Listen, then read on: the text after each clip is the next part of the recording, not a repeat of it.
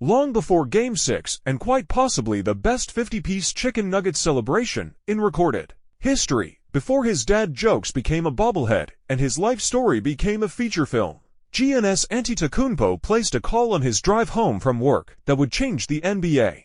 For months, he had agonized over whether to extend his contract and commit the next 5 years of his life and career to the Milwaukee Bucks.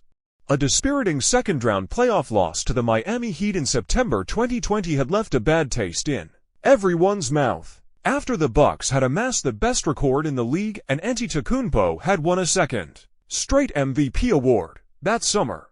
"I was calling people that were in my position in the past," Antetokounmpo tells ESPN. "I was like, what do I do? Do you stay? Do you not stay? Do you stay?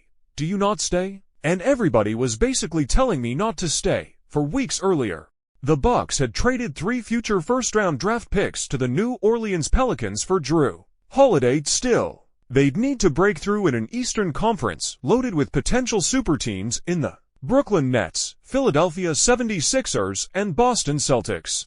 But Antetokounmpo continues, "My gut said, no, I'm here. They gave me an opportunity. They changed my life. I'm here. And when I was driving back to my house, I called the GM John Horst and told him, I'm signing." Horst remembers the call on December 15, 2020. "Like it was yesterday. It's one of the greatest memories and moments of my life so far," he says. Milwaukee. Then all of a sudden, Antetokounmpo says, "Everybody went downtown. I signed the contract and I said, we're going to win." What came next is NBA history.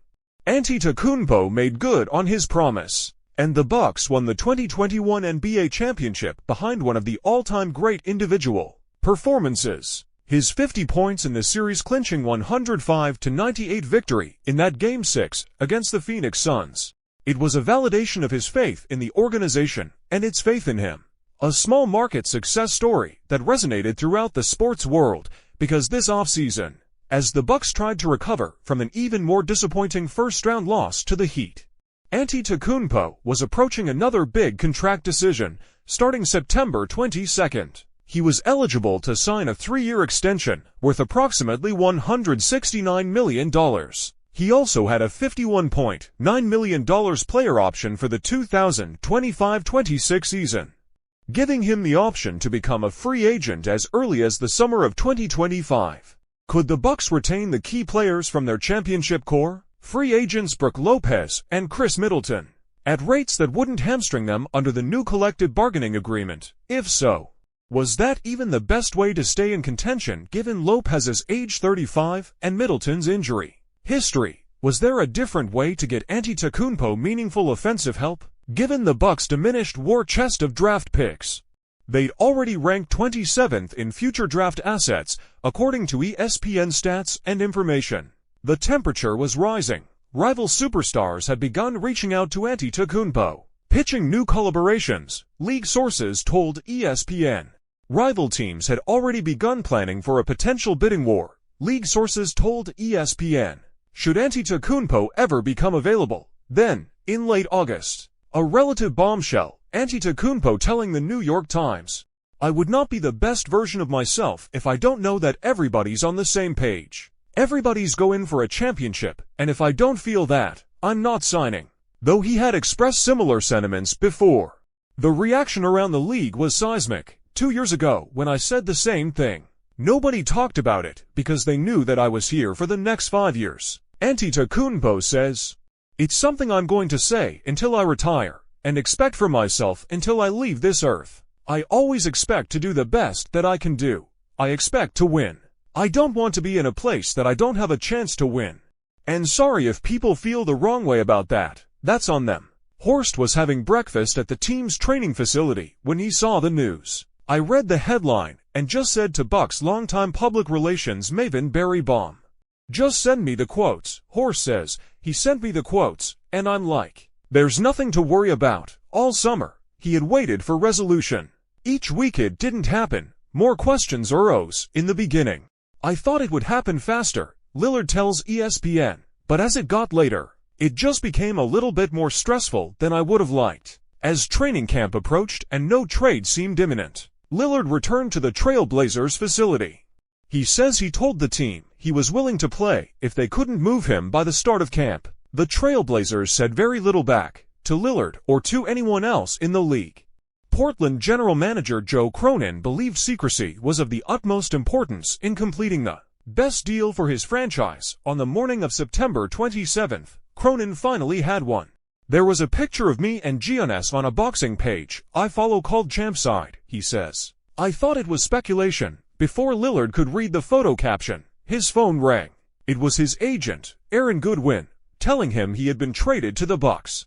About a week earlier, Lillard and Goodwin had discussed teams besides the Heat that Lillard would be open to, since conversations with Miami had for months been unproductive, and he had warmed to the idea of playing with Antetokounmpo in Milwaukee, sources told ESPN. But it was just an idea, very quietly discussed and passed along. Boom. Just like that, he says. Then, as I was talking to Ag, I saw I had a text from Joe saying, "Just tried you." I guess he tried to call me, but I didn't see it, honestly. I didn't even look to see if he called me after that. It was done. I was just like, whatever. I had to move on. The next few hours were a blur. Lillard spoke to Horst and the rest of the Bucks front office, to his mother, father, and brother. Then to Antetokounmpo. Lillard got acquainted with the Bucks roster, pieced together who was still there after the trade, and began wrapping his head around the idea of reporting to training camp in Milwaukee within the next 72 hours. Honestly, I had to sit down for a little bit, Lillard says. 2 years earlier, Lillard had sent messages to his organization, asking for help by emphasizing his desire to win, similar to that of the message Antetokounmpo had delivered to the Bucks via the New York Times in August. Antetokounmpo wanted to know two things when the Bucks told him they were acquiring Lillard. 1. How in the hell they'd managed to keep their discussions so quiet. 2. When Lillard was arriving. I went and drove down to the practice facility so we could talk, Antetokounmpo says. He didn't know that I knew he was coming in. From a basketball perspective, the fit was obvious. But Antetokounmpo wanted to make sure Lillard felt welcomed on a human level too. Basketball, we're going to figure it out.